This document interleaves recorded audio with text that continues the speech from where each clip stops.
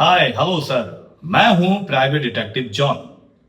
प्यार से लोग मुझे जासूस भी कहते हैं।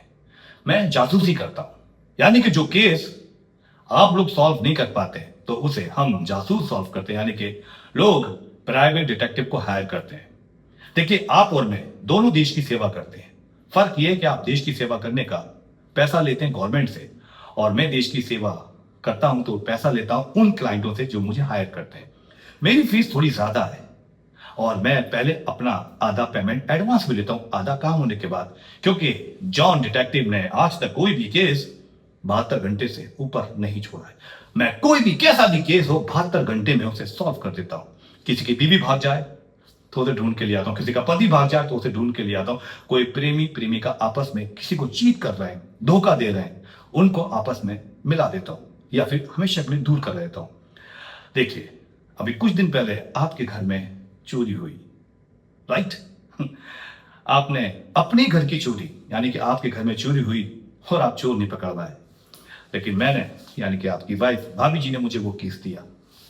ये रिमोट पहचानते हैं? ये आपके घर की एसी का रिमोट है। चोर है ना, थोड़ा सा गरीब माहौल का था, गरीब घर का था, तो उसने कभी जिंदगी में एसी वगैरह नहीं देखा था। तो उस बेचारे ने आपका एसी यूज किया और एसी इस रिमोट से ऑन किया।